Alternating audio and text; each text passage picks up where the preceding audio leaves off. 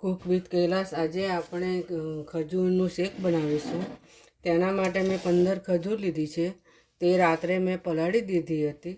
તે આપણે મિક્સરમાં નાખી દઈશું।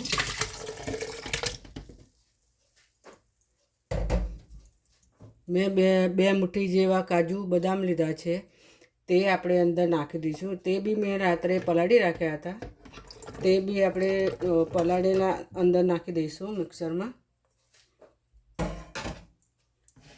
અને પછી તેને આપણે ક્રશ કરી દઈશું।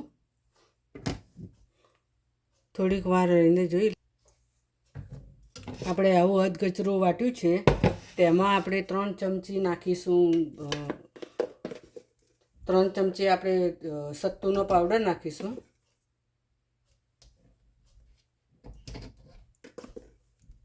ત્રણ ચમચી સત્તુનો પાવડર નાખ્યો પછી આપણે ક્રશ કરી દઈશું।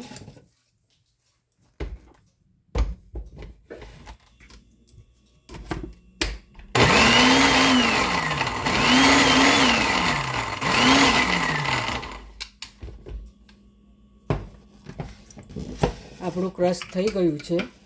હવે તેની અંદર આપણે દૂધ નાખીશું।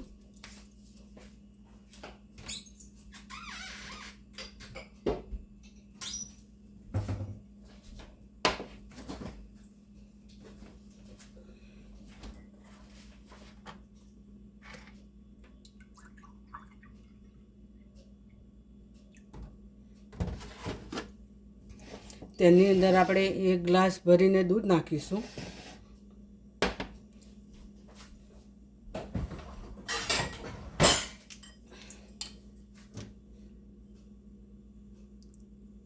આપણે થોડીક વાર રહીને જોઈ લઈએ।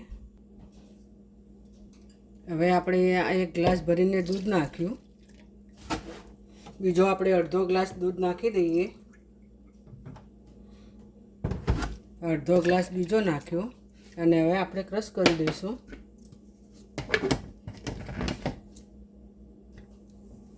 હવે આપણે જોઈ લઈએ।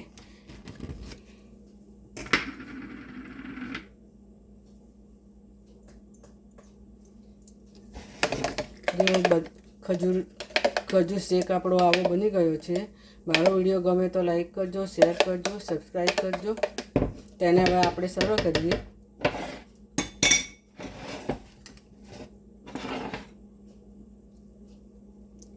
આ રીતે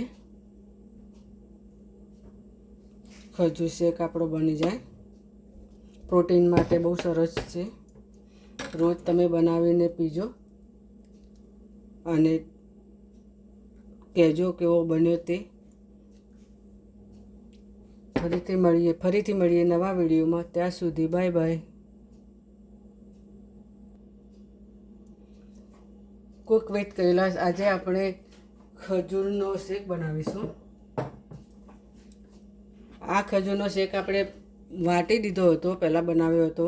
બદામ, કાજુ, ખજૂર તે બધું વાટી દીધું હતું અને તે અંદર મિક્સરમાં નાખી દઈએ। તે આપણે મિક્સરમાં નાખી દઈએ આ રીતે।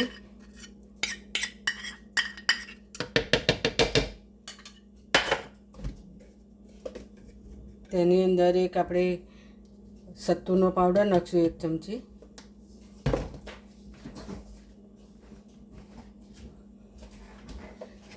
તે આપણે બદામનો બનાવવાના છીએ, બદામના દૂધનો બનાવવાના છીએ।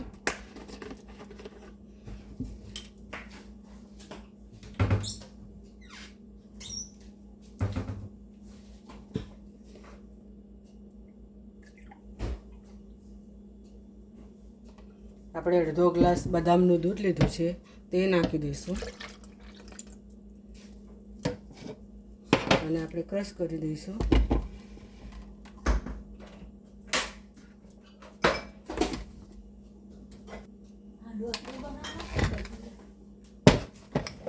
આપણો ખજૂરનો શેક તૈયાર થઈ ગયો છે। આપણે બદામ કાજુનો બનાવેલો છે ખજૂર નાખીને।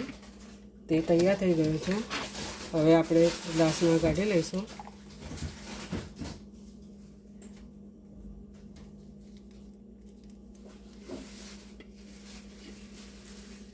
આપણો બદામનો શેક તૈયાર છે. મારો વિડીયો ગમે તો લાઈક કરજો, શેર કરજો, સબસ્ક્રાઈબ કરજો. ફરીથી મળીએ નવા વિડીયોમાં. ત્યાં સુધી બાય બાય.